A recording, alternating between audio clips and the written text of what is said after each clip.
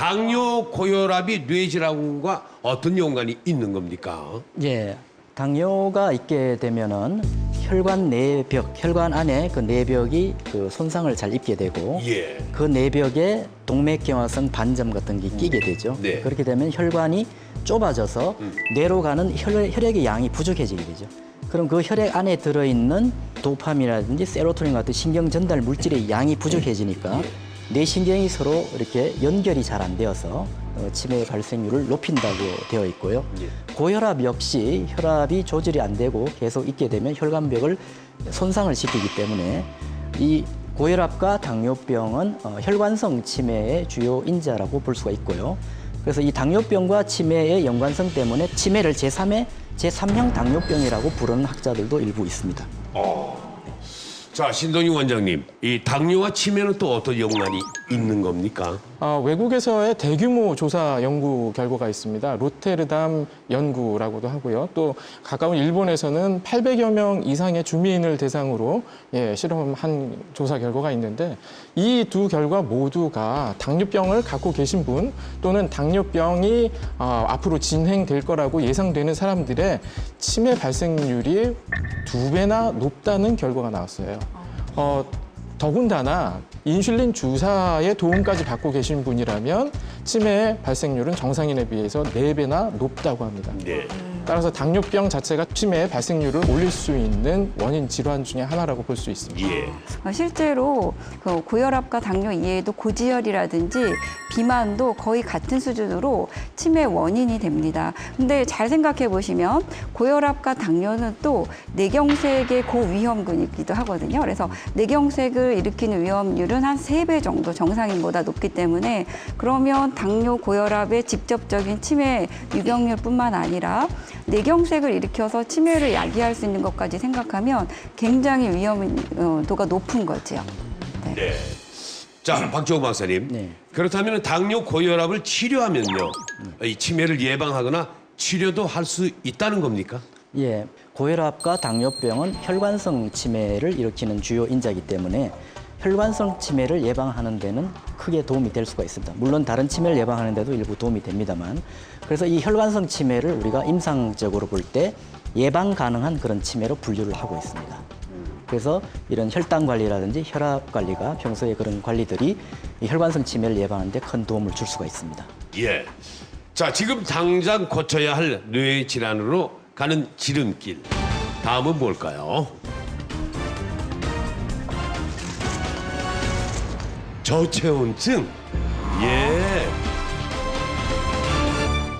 아니 보통 머리는 우리가 서늘하게 두는 게 좋다고 그러잖아요. 예. 제 생각에는 그 뇌 건강에는 오히려 뇌를 좀 차갑게 하는 게 더 낫지 않겠어요? 예, 오르신 말씀입니다. 네. 원래 머리는 서늘하게 발은 따뜻하게 하라는 그런 속담도 있지 않습니까?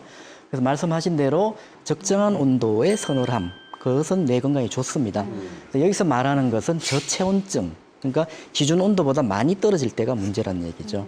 그래서 체온이 1도가 떨어지게 되면 혈액순환도 많이 느려지고 네. 우리 몸의 면역력은 30% 정도 감소한다고 되어 있습니다. 그리고 이 뇌로 가는 그 혈류량도 줄어들어서 기억센터인이 해마의 기능도 저하가 되기 때문에 이런 경우 너무 저체온증이 심하면 기억력도 떨어지고 치매 위험도도 올라간다고 볼 수 있습니다. 예. 네, 맞습니다. 아침에 잠에서 막 깨면 멍하지 않습니까? 예, 바로 사람은 수면 중에 체온이 1도씨 정도 내려가기 때문인데요. 체온이 떨어지면 뇌 활동도 둔해지니까 멍한 멍해지는 느낌이 거예요? 나타나게 되는 겁니다. 이때 아침에 전체온증을 해결할 수 있는 방법은 바로 아침밥입니다. 아침밥은 꼭 드셔야 되는 이유 중에 하나일 수 있겠고요. 예전 조선시대 임금님의 수라상을 한번 보시면 예. 아주 잘 차려진 거라고 볼 수가 있는데요. 임금님들은 보통 5끼니를 드시는데 아침에 눈을 뜨자마자 드시는 게 있어요. 예, 미음 아니면 탕약을 드십니다. 아침 식사 전에 꼭 드시는 거거든요. 그게 바로 임금님의 뇌 활동을 정상화시키기 위해서 미음으로 또는 탕약으로 몸을 데펴드리는 것이죠. 예. 그래서 지금 현대인들도 마찬가지로 아침에 눈 뜨면 따뜻한 물 한 잔이라도 꼭 드시는 게 좋을 것 같습니다. 네. 자, 박상용 원장님, 이 관련 연구 결과가 있습니까? 예, 사실 아침밥과 뇌 기능, 뇌 활동과는 아주 밀접한 관계가 있습니다. 크게 이제 저는 두 가지로 좀 설명을 드릴 수가 있을 것 같은데요. 우리 사람은 이제 밥과 반찬을 먹잖아요. 네. 항상 밥과 반찬을 먹는데 뇌는 밥만 먹습니다. 네? 우리가 먹는 음식 무슨 중에서. 얘기죠? 그러니까 우리가 보통 뇌는 이제 포도당만을 가지고 에너지원으로 쓴다라는 얘기거든요. 그러니까 그 말을 쉽게 말씀드리면 나는 밥과 반찬을 먹지만 실제 뇌는 반찬은 필요 없고요. 밥만 필요한 장기예요. 그런데 만약에 내가 아침에 일어나서 밥을 안 먹는다라고 하면 뇌가 굶게 되는 거죠. 그러니까 뇌는 기능이 떨어질 수밖에 없습니다.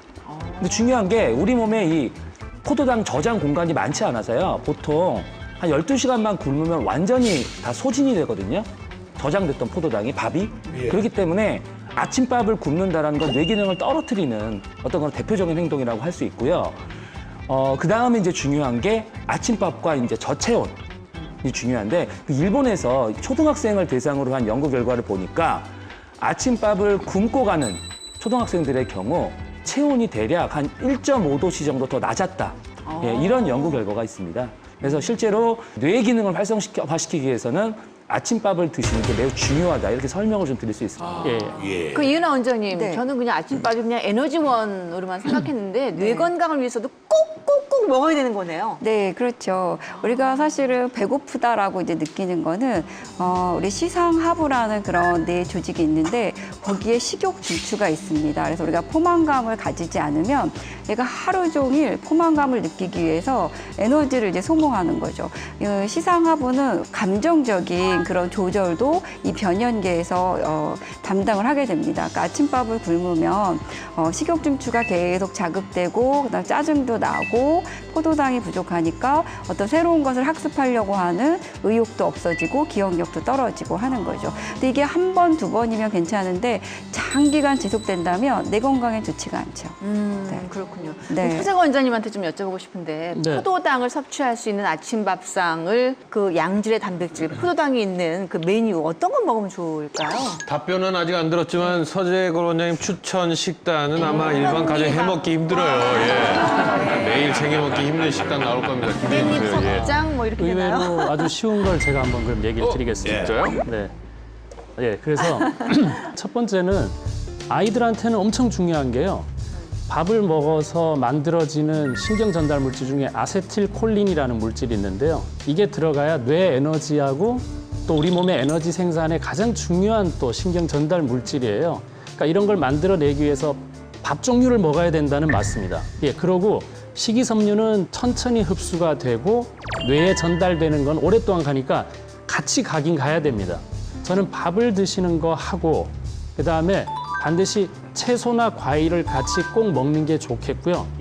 그다음에 양질의 정말 단백질을 뭐 달걀 하나도 좋고 예, 뭐 장조림도 좋고 해서 꼭 그걸 양은 저는 상관없다고 생각합니다. 예. 먹어야지만 우리 몸이 쉬고 있다가 음식이 들어오면 우리 몸에서 가동을 시작하게 되거든요. 어떤 그 출발점에서는 아주 중요하니까 진수성찬이 아니라 두세 가지 반찬을 가지고라도 꼭 이제 식사를 밥을 통해서 드시는 것이 이제 가장 좋다고 생각을 합니다. 타락죽은 어떻습니까? 타락죽. 뭐, 예, 타락죽도 마찬가지로 좋습니다. 예. 괜찮아. 아, 그거 괜찮습니까? 네, 그 다락죽 괜찮아.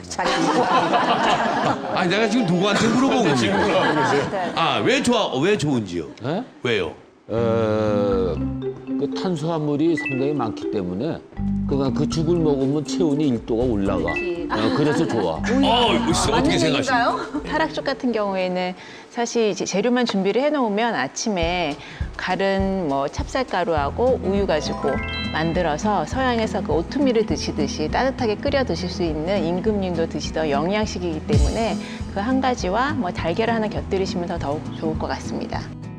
근데 아니, 그러니까 일단은 여러분들이 잘 아셔야 되는 게 뇌는 포도당을 에너지원으로 쓰지만 심장은 지방을 먼저 쓰거든요. 예, 그러니까 지방도 꼭 들어가야 돼요. 예, 좋은 지방, 그러니까 불포화 지방산이 꼭 들어가야 되기 때문에 저는 뭐 꽁치라던가 이제 생선류에서 얻는 좋은 기름 아니면 올리브유나 들기름 같은 좋은 기름이 들어가면 뇌가 먼저 포도당으로 시작을 하고 심장이 그 에너지원을 지방에서 얻어서 하기 때문에 같이 먹는 걸로는 역시 좋은 생선과 밥과 이렇게 같이 먹는 거. 그리고 타락죽도 마찬가지로 도움이 될 수 있습니다. 예. 자, 오늘 하일성 원장님 오늘 좋은 말씀 감사합니다. 네, 박상규 원장님. 제 생각에는 저도 사실 이제 아침을 해결하는 게 쉽지 않아서 항상 아침밥이 고민인데요. 사실 저는 아침으로 가장 많이 추천하는 게 김밥이거든요. 예.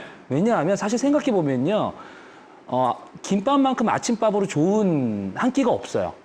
왜냐하면 우선 간편하죠. 아니에요. 그 싸려면 얼마나 힘들어요, 김밥이. 그러니까 싸는 거 말고 손이 엄청 많이 사실 들어가요. 이제 집에서 만들어서 파시는 분들이 있거든요. 아, 예. 우선은 이제 먹을 때 간편하다는 게 한 가지가 있고요. 또 하나가 이제 김밥 재료를 잘 보면은요, 탄수화물도 들어있고, 김은 해조류에다가, 그 다음에 여러 가지 야채도 들어가고. 그 좋은 우엉도 있고요. 그 다음에 계란도 들어가고, 예. 단백질도 들어가고. 참치 넣을 수 있고. 뭐. 예, 그렇기 때문에 사실 김밥의 그 내용물, 어떤 걸 가지고 싸느냐에 따라서는 정말 건강한 아침 식사가 될 수 있거든요. 몸을 생각하는 간편한 아침밥으로 생각한다면, 정말 아침밥용으로 건강한 김밥이 좀 나올 수 있지 않을까. 또 그렇게 되면 근데 그 아침밥을 해줘야지 집에서. 먹든지 말든지 하지. 자, 저채연 아침밥이 뇌질환과도 연관이 있다는 사실. 아유, 놀랍습니다. 뇌질환으로 가는 지름길. 다음은 또 뭘까요? 하나, 둘, 셋, 스트레스.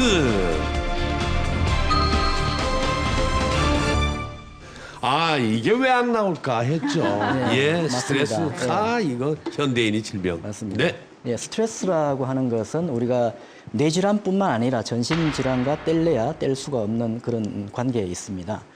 근데 일본의 어느 학자에 의하면 우리가 스트레스를 받을 때 나오는 그 스트레스 호르몬, 특히 노르아드레날린 같은 경우에는 강한 혈압 상승 물질로 알려져 있고, 그 독성은 자연계에서 가장 독한 뱀독 다음으로 독하다고 되어 있습니다. 뱀독은 사람을 죽이지 않습니까? 네. 근데 우리가 스트레스를 받을 때 나오는 그 스트레스 호르몬의 독성이 그 다음으로 독하니까 우리가 스트레스를 받으면 쉽게 이야기하면 그런 독성 물질을 이 정맥 주사를 하는 거와 똑같다고 볼 수가 있죠. 이런 경우하고 좀 안 맞을 수도 있지만 이런 경우가 있었어요. 킬링필드라고 실제 그 어머니와 그 부인이 보는 앞에서 그 아들을 죽였잖아요. 총살하면서 자기 자식이 죽는 걸 보게 하니까 이 사람들이 이제 미국으로 이주를 했더니 갑자기 모든 사람들 시력이 없어져 버렸어요. 그래서 왜 없어졌냐 안과에서 검사했었더니 이상이 없었어요. 그럼 이건 왜 그러냐? 내가 그때 너무 충격을 받아서 그 기억을 지우기 위해서는 눈이 안 보여야 됐거든요. 그러니까 예를 들어서 뇌도 스트레스가 쌓이게 되면 내가 더 이상은 기억하지 말아야지 하다가 보면 실제 해야 될 기억까지도 자꾸 없어지게도 되니까 저는 스트레스를 예방하는 게 훨씬 더 중요한 범위 아닌가 그런 생각이 듭니다. 그리고 스트레스가 이렇게 뱀독의 다음 갈 정도로 강한 독성을 가지고 있으면 당연히 이거 몸에 안 좋을 거라는 생각이 드는데요. 그렇다면 이제 치매 같은 뇌질환에는 정확히 어떤 연관성이 있는 건가요? 예, 스트레스를 풀지 않고 담아두게 되면 이게 독성이 있을 뿐만 아니고 이 대뇌에 그 기억의 회로가 있습니다. 그 기억의 회로를 닫아버리는 역할을 하죠. 이런 대뇌 활성도가 떨어지게 되면은 이것이 뇌에서 가장 안정적인 뇌파인 이 알파파가 나와야 되는데 안정적이지 못한 델타파를 많이 높이게 되어서 이런 것들이 누적이 되게 되면 만성적인 집중력 저하와 함께 이런 치매와 같은 뇌질환의 위험도도 높인다고 볼 수 있습니다. 그래서 저는 어떤 상황에서든 뇌 건강을 위해서는 긍정적으로 이것을 바꿀 필요가 있습니다. 그래서 그러니까 이렇게 엄지의 저항 같은 이 프로가 녹화 시간이 길어서 받는 스트레스도 몸에 안 좋은 거죠. 그것도 너무 길게 되면 좀 안 좋으실 것 너무 같습니다. 길게 되면 또 안 좋대. 너무 길면 그래서 과하면 스트레스도 과하면 안 좋은 거죠. 예. 술하고 똑같은 원리라고 볼 수 있습니다. 예. 하일성 선생님이 스트레스가 다 나쁘냐 이렇게 말씀하셨는데 그렇진 않습니다. 우리가 스트레스라는 건 긍정적인 스트레스가 있고 부정적인 스트레스가 있죠. 그래서 이렇게 생각하시면 될 것 같습니다.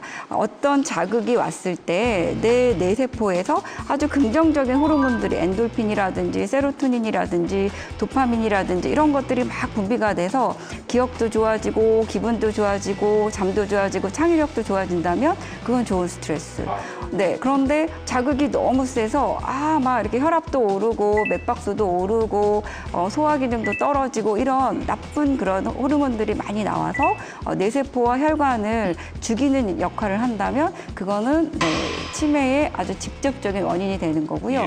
그러니까 사랑하는 사람이 있을 때 막 잘 보이고 네. 싶은 스트레스 이런 건 좋은 거고 그죠, 돈이 긍정적인 많아서 거죠. 뭐 이거 사까 저거 사까 네. 좋은 스트레스. 그렇죠. 네. 네. 그러니까 좋은 내가 너무 스트레스가 없으면 예. 그것도 치매에 걸립니다. 계속 잠자고 있는 뇌를 가지고 있다면 우리가 계속 방에서 이렇게 누워서 TV만 보고 바깥 활동 안 하시고 그런 분들 대부분 보면 혈관성 치매가 시작이 되는 분들이 많거든요. 정말. 네, 네. 스트레스를 다른 말로는 이제 자극이라고 표현하면 되니까 자극. 좋은 자극과 나쁜 자극도 있는데 더 중요한 건 너무나 오래 받느냐 짧게 받느냐도 굉장히 중요합니다. 예, 그래서 우리가 아까 스트레스 호르몬이라는 애들이 나쁜 게 아니죠. 스트레스를 받았을 때 해결하려고 나오는 호르몬이니까. 그 코티졸이라는 호르몬도 우리가 스트레스를 받으면 그 혈관 안에 당분이 많아야지만 내가 활동할 수 있거든요. 그래서 혈당을 올려버린단 말이죠. 네. 그건 좋은데 하루 종일 한 달 내내 1년 내내 혈당을 올리고 있으면 문제가 되는 거니까요. 그래서 스트레스는 짧게 받고 바로 풀어야지 된다. 좋은 스트레스지만 짧아야 된다. 이렇게 생각하시면 될 것 같아요. 예. 그럼 보통 우리가 흔히 하는 말로 머리를 너무 안 쓰면 머리가 점점 나빠진다는 얘기를 하잖아요. 머리 좀 써라. 넌 머리를 모자 쓰려고 달고 다니냐. 뭐 이런 얘기를 하는데 그러면 머리를 계속 사용을 하면 머리가 좋아집니까? 뇌 건강이 좋아지나요?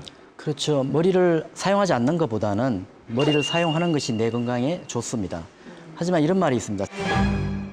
생각하는 뇌보다는 운동하는 뇌가 더 건강하다 이런 말씀이 있습니다. 그래서 머리를 많이 사용하라고 보통 말씀을 드리면은 열심히 이제 어르신들이 안 하던 공부를 하시고 숫자 계산을 하다가 스트레스를 더 받아서 인지기능 점수가 더 떨어지는 경우도 있습니다. 막 화를 내고 부부 싸움도 하고 왜 그걸 못 하느냐 뭐 이렇게 싸우기도 하는데